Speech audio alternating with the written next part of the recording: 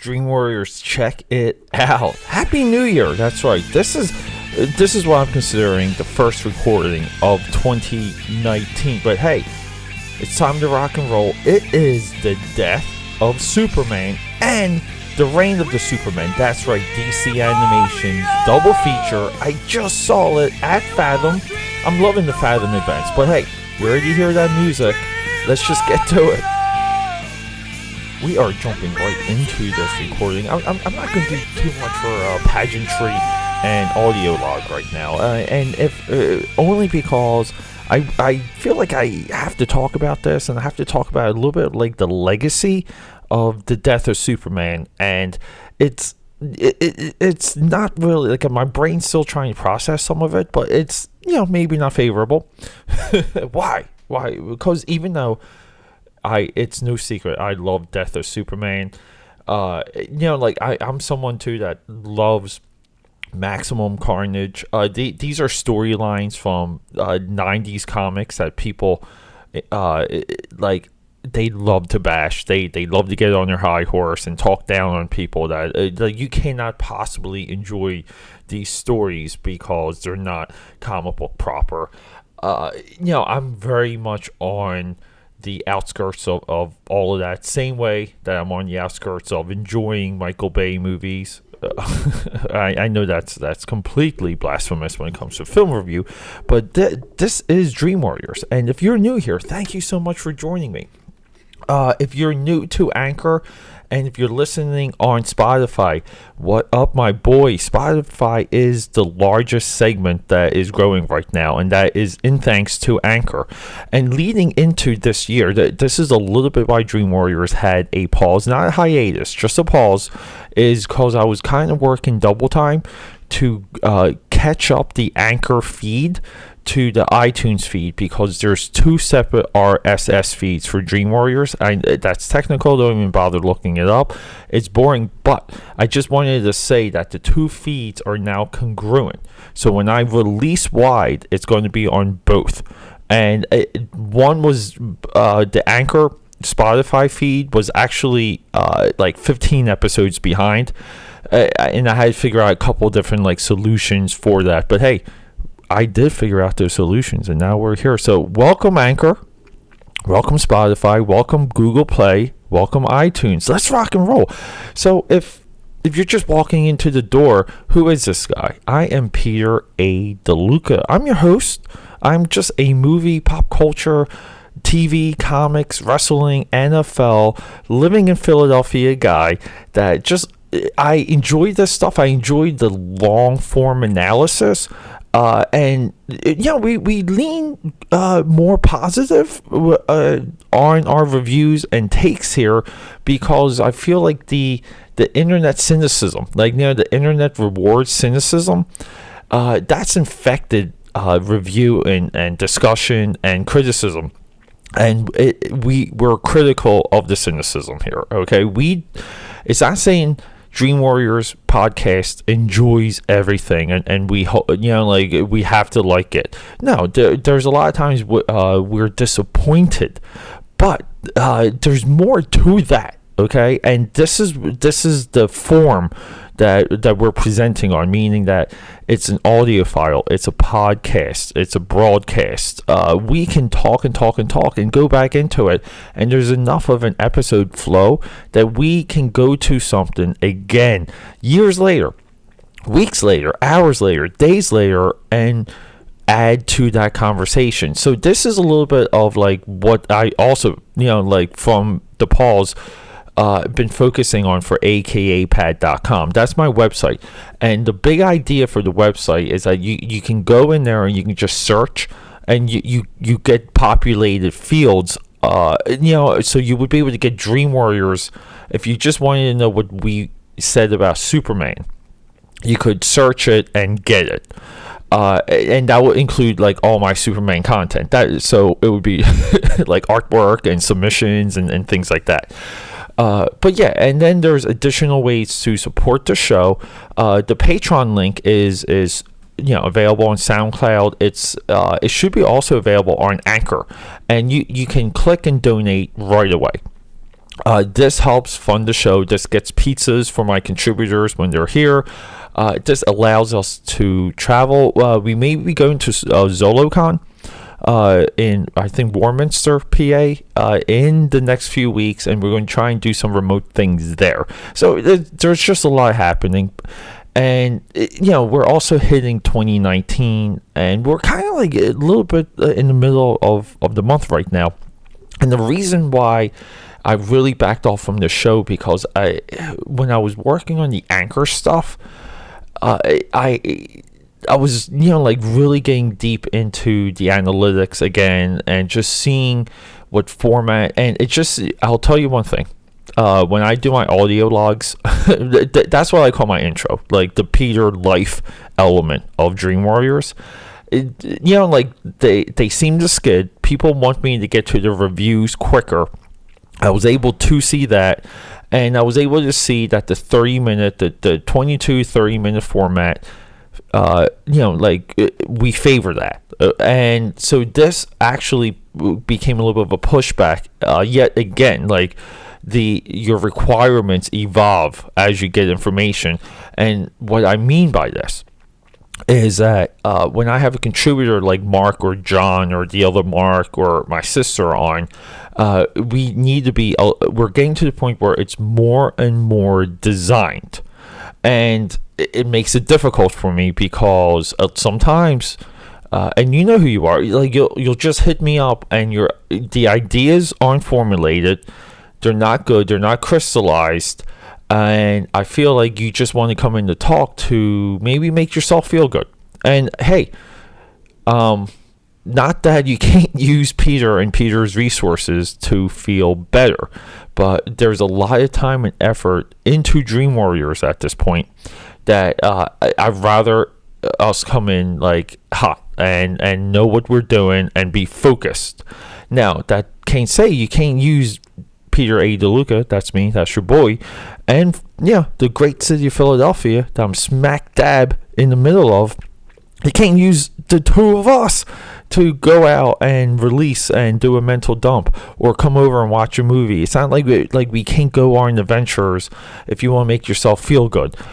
Using Dream Warriors as this device, which only feeds into, it might even feed into what's negative, that's happening with you. And by that I mean the geek culture, the geek worship culture, the fake outrage geek culture type thing. It strips a little bit of you away, and it does enable you to know a lot about yourself and to discover yourself and to grow. And you're like, Pete, wow, that's like a really big platitude. How can you say that? Well, because I've been there, and I felt like that's what happened to me. So a lot of Dream Warriors too. Part of the positivity of Dream Warriors is to break through and learn and love and get into comfort zones, get out of comfort zones so we can grow as human beings. And that means if you grew up reading comics, you please don't just only read comics. Go into the bookstore and discover new things. Swing for the fences all the time. Never be pleased with yourself. If one thing you're not doing, do it. If you're not going to the gym, start going to the gym. If you're not reading enough, go read. If you're not socializing enough, and there's a million interesting ways. I'm being exaggerating. There's thousands and thousands of interesting ways to get more social. Go out and do that. If you're, I'm not your therapist, but I can help. But okay, so getting into the legacy and the death of Superman. Last night was such a fun night. John and I saw the death and the reign of Superman at Fathom Events. So this is my second Fathom Events in a few short months. The other one was Transformers the movie.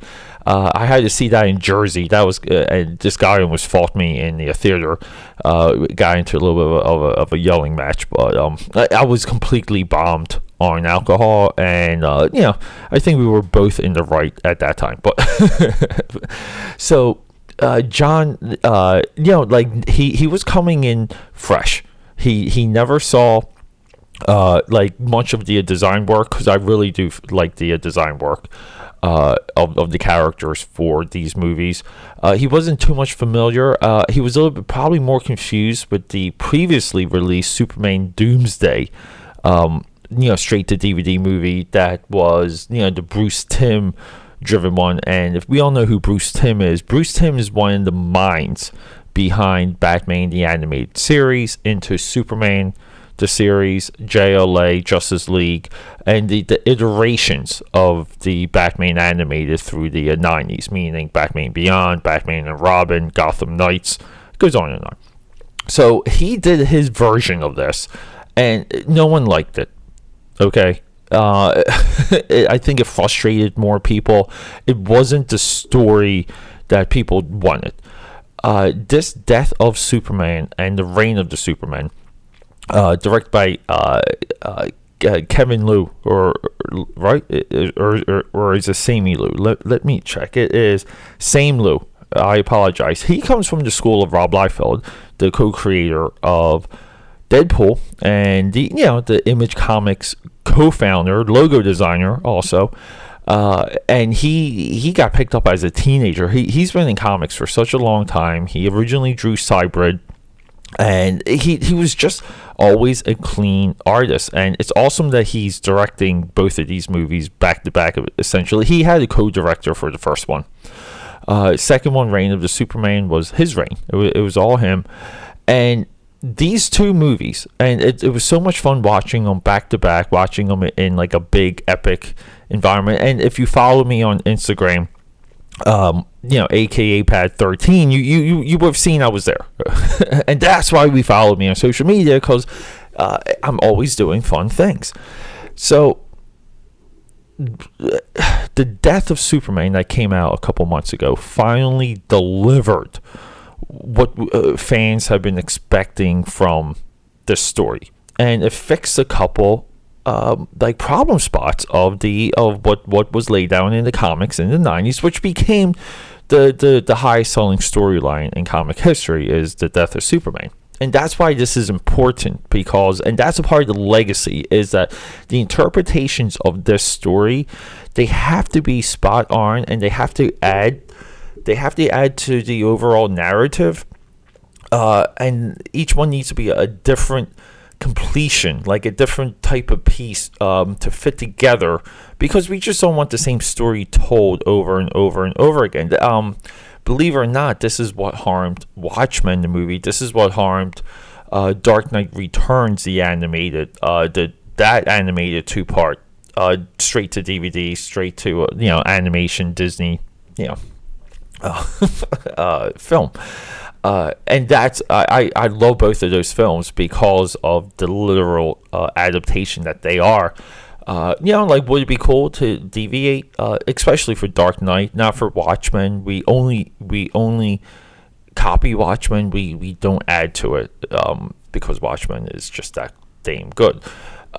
So Death of Superman, I think there was a yearning. I think the release of this, I feel like it's really good timing.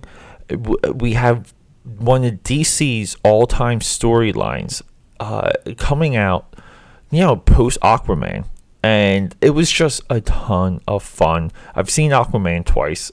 John and I did 2 back-to-back. We saw Aquaman and Into the Spider-Verse, and then a couple weeks later we're doing this. So we did 2 back-to-back movies, and I'll tell you, I got home last night, I started to take a couple notes on this, and I crashed out. But that's also because I kind of did have a hectic 9-to-5 day, and your boy has to work out, and I did that, and I ate one time. So I've been doing this like intermittent fasting, where yesterday, Sunday going into Monday, I ate at least 8, maybe 2 p.m. on Sunday.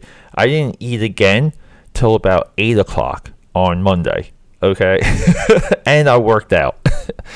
And holy crap, dude, I love the feeling of intermittent fasting. Now, real fasting is not putting anything into your system. I do liquids, so I get some enzymes, like flowing through my system. It changes it, but whatever. Okay, I mean, come on, we're all not perfect. I'm just trying to get better with identifying the phases of hunger that my body and my mind go through, and I'm even doing that today. I'm talking to you in the morning, super early broadcast here or recording, and I'm not going to eat till way later, but I am drinking a little bit of Monster Energy, the extra energy. This one comes in like a grape or a purple flavor. Let me get some of that. So, the legacy of the death of Superman is just one of the most important pieces of fiction that DC Comics has. I would put this right there with Flashpoint, Crisis on Infinity Earths, Dark Knight Returns, Batman Year One, the Sinestro War, Justice, Green Lantern, Tower of Babel, Justice League. There's only a few stories that I feel like are essential for DC, and that's because DC Comics deals with what's called the multiverse. There's just infinite versions of all these characters always running around, very similar to Into the Spider-Verse. And it harms DC Comics overall because comic fans always pine for continuity and streamlined storytelling. They want to know exactly where they are. DC has really not been able to define that. We're talking almost 10 years now. I never thought I would see the day. DC's original proper reboot was in the 80s, post Superman movie, post Crisis on Infinity Earths, where they kind of mashed everything together because they had momentum in other media, and getting a singular universe was very favorable, even on an editorial sense. It stinks. What they're doing now, they did a couple things. They did New 52, DC Rebirth. These are just epic deconstruction of some of the mythos to reform simpler, more followable. Is that even the word? Is followable even a word? But they can walk you along a certain path for some of the future storytelling.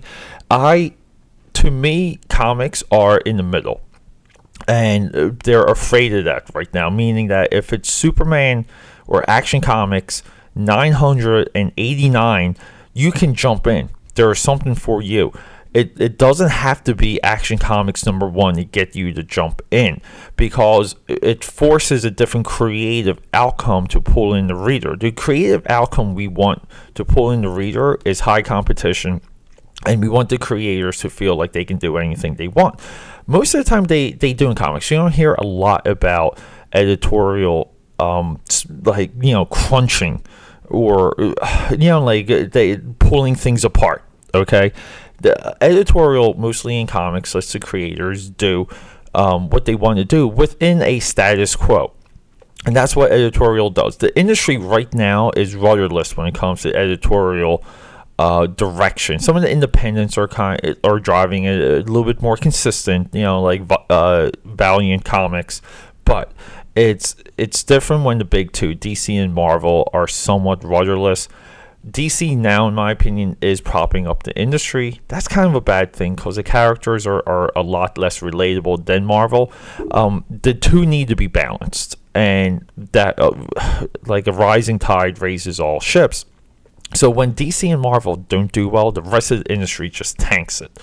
So getting to this, it was kind of weird. I felt like they should have advertised more. They were advertising comics before Death of Superman started, the part 1, we'll call it. They did advertise Batman White Knight, which was a little bit cool, and I just felt like they should have paid money for some vignettes. 5-6 minute vignettes to bring you up to speed with what DC Comics was doing. No advertisement for the DC streaming app. I was a little bit surprised over that, but I'll tell you this: the Death of Superman, part 1 of this, is one of the best that they've done. The solutions that they provided from the comic book, mass improvements, meaning Doomsday fights a proper Justice League. He fights the real Justice League of the 7. he doesn't fight Blood Rain, Fire and Ice, and Guy Gardner. He literally has to go through the best of the best to get to Superman. There's a little bit more melodrama, and there's a build up in the first one, which is all good. Part of the moment that we wait for Death of Superman is him dying in Lois's arms. The first part built into that, everything around the action was a narrative to build the emotional impact of her, of the king of all superheroes passing away. And we have a little bit of a subplot of like Lex Luthor pining, fighting for control and public perception within Metropolis, so he can just get more power. He's power hungry. This goes right into Reign of the Superman with the creation of Superboy, where Superboy is in complete cahoots with Lex Luthor. I thought they were building that up for him to have a little bit of a philosophical struggle with Lex Luthor, but no, Superboy is all in with Lex Luthor, even wears the Lex logo on his arm. The point that he turns was not, because you kind of see it coming. He turns on Lex, but it's not that much of a point. It's somewhat understated. Both movies artfully got rid of the Justice League, so it could just be Superman dealing with these issues. Superman comes back in Reign of Superman in black, silver shield, long hair with guns, and he has guns because he's depowered, and that's part of what's already built into the dough, baked into the dough, that makes that the Reign of the Superman more interesting, because we have characters we've never seen before powered up like Superman, but he's gonna have to go toe to toe with them at some point, so we need to equalize it, otherwise it's just Superman. Now, Doomsday completely disappeared in Reign of Superman. I thought they were going to have a teaser with the return of Doomsday floating in space at some point, or him waking up.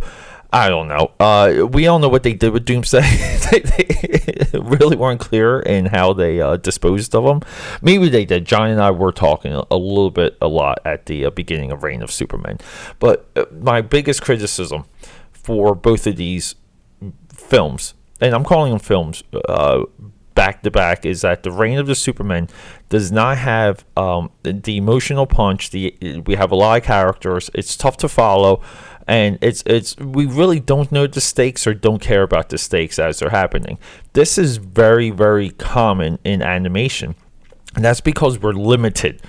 And animation is thought through and planned out. There's no spontaneity, so the performances are just locked in for a very long time, and that's how it becomes stale. Animation just dries out sometimes through the production process. But I will say it is entertaining. It's cool watching these characters on screen. I thought this was one of the best steals. If you're a fan of Steel, this version of Steel is spot on. It's dead on. He's a little bit more of a not industrialist. Like, he's a little bit more of an inventor, technologist than he was in the comics. The Eradicator was cool. Cyborg Superman, always a home run. They actually made you feel for Cyborg Superman. And then we have the plot. The plot is this whole thing was orchestrated by Darkseid. Perfect. That should have had a little bit more volume, meaning that the the attack, the set piece at the end should have been grander, bigger, with more, a little bit more death and destruction. We did not get that. I thought they were building into Superboy dying at the end also, because again, he's on Lex's side throughout almost the entire movie. Superboy really doesn't have a day or a moment, and again, that's why I thought they were building into that, which is a little bit weird because Superboy does nothing but get his butt beat throughout the entire film. But no, we do have like a really cool Lex Luthor. We have a great Lois. Mom and Pa Kent are here. They have moments. Good Clark Kent. Great Superman. It's just the action just didn't feel like it was at a high stake, And like whatever. I would like to see them pull in a little bit more of the DC universe, meaning if the team, if Justice League gets zapped to Apocalypse, that's how they got rid of them in this. Like you pull in the Outsiders, or you pull in the Teen Titans, or the Doom Patrol, just so you can build the stakes into Superman a little bit more effectively. But even without that, though, I really did enjoy just looking at this. The character design is so dead on. This is one of the cooler cyborgs, cooler Wonder Woman. They took the god awful Jim Lee designed Wonder Woman uniform and they actually made it tolerable. I'm talking the one with the blue sleeves. Like, it's so freaking cool. I don't know if she had the blue sleeves in the comic, but they used her cobalt blue. And they just did more of it, and it actually worked. I bought into it. The Jim Lee Wonder Woman 2 doesn't have gold. She has like silver, so it's more like silver, red, and blue instead of gold, red, and blue. So it's like more red, white, and blue. I get what was happening. They also improved another god awful Jim Lee design, the Jim Lee Justice League, the Jeff Johns Jim Lee DC 52, reboot Justice League Darkseid. Okay, they improved that design to where Darkseid's color palette, it's gray, dark blue, and gold, or like copper, and it was a very, very nice reinterpretation. I thought they nailed it. The Darkseid himself looked amazing. If we're on Apocalypse, we could have shown more there, but we didn't. So we kind of backed away from the New Gods angle. I thought they were working Doomsday into a little bit of a New Gods angle. I think that should be the true origin of Doomsday. He should be a part of the New Gods. That would explain how he can go toe-to-toe with Superman, and if he's of a relentless type rage. It just works, okay? But anyway, I do recommend both of these movies because they're important to comic book storytelling, comic book history, and if you don't feel like reading them, because the story's all over the place if you read the originals, but it's still fun. This is a streamlined version of the beats, and you if you can walk away with that and get some of the visual flair that is in the comic, and you can take that away with you, all the better. And we do get a superior death of Superman than what we had in the comic. This is the version of that right now. Sorry, Dane Jurgens, but look, hey, this is Peter A. DeLuca, aka Pad, your boy. You can find me Twitter, aka Pad, Snapchat, aka Pad, aka Pad13, Instagram and Facebook, Etsy /shop/aka Pad, aka Pad on Patreon, if you just want to help donate the show and keep me going. You can find me out there. I'm out there on social media. But thank you so much for tuning in and listening, and thank you for the hard work that went behind these two movies, because it was appreciated by myself, and it's valuable. It's valuable that we have a definitive version of one of these stories. But hey, rock and roll. Until next time, I'll talk to you onward to Dream Warriors 114. Wow.